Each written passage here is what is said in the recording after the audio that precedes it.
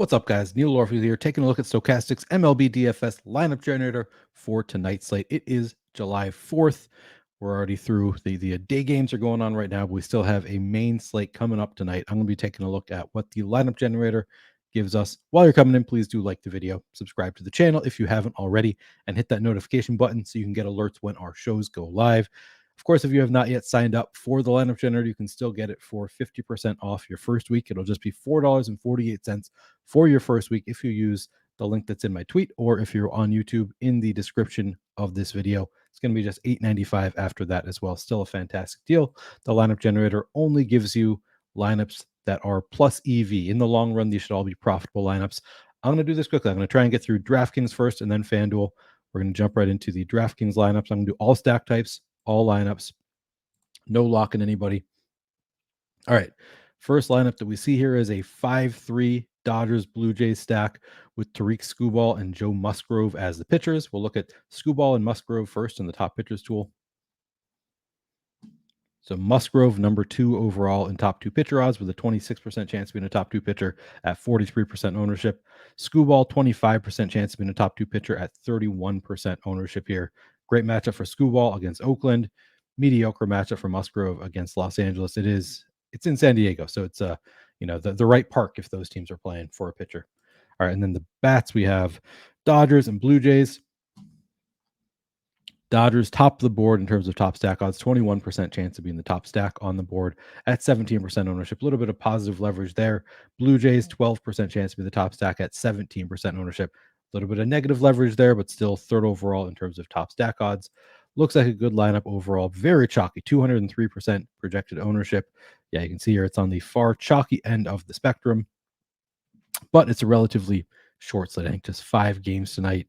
And these bats, we don't have anybody who's super low. So this is a fairly chalky lineup. Generally, I'd say it's chalkier than I prefer to play, but it is nitpicking. This has been found to be a plus EV lineup in the Sims. Long term, this should be a profitable lineup. All right, I'm going to save that. Look at the next one. All right, so this one jumped to the other end. This is closer to the contrarian end of the spectrum.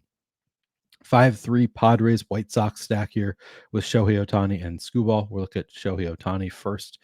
Ohtani first overall in terms of top 2 pitcher odds, 38% chance of being a top 2 pitcher at 30% ownership, despite a tough matchup with San Diego.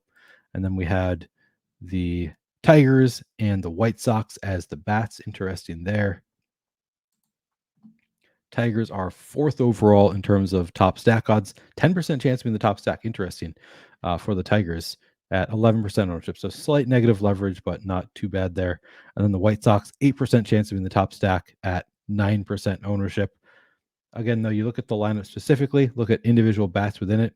You get a 7% owned Jonathan Scope, 4% owned Miggy Cabrera, 9% Eloy Jimenez. A lot of low owned bats there. And then, we don't have anybody who's super chalky among the bats. The highest exposed bat we have anywhere is Benintendi at 13% ownership. So, we had 203% total ownership on the last one. This one's just 140. Looks like a good lineup overall. All right, I'm going to save this one.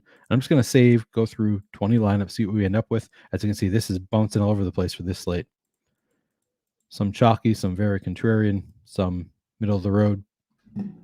All right, I must have discarded one by accident. After 19 lineups, we got 53% Shohei Ohtani, 47% Skubal, 47% Jonathan Scope, 42% Musgrove, 42% Freeman, 42% Will Smith. So a lot of Dodgers here. They're not right at the top of the board, but after those 2 pitchers, we have a bunch of Dodgers and Padres here. Okay, so we got a bunch of Padres and Dodgers at the top of the board. None of these bats over 50% owned.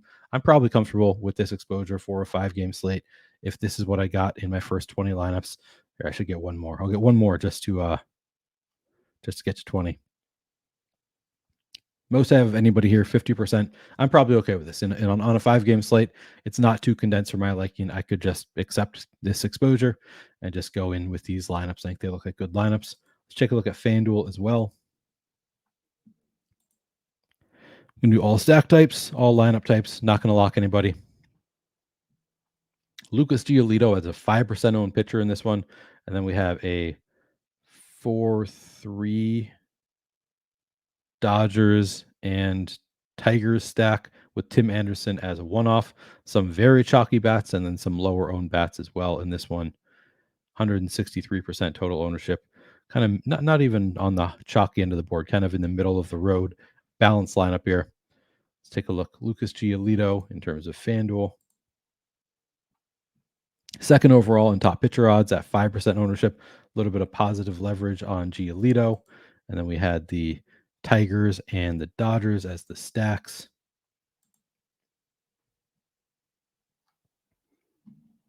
Dodgers top of the board in terms of top stack odds, 22% chance of being the top stack. Tigers, 11% chance of being the top stack. Looks like a good lineup overall.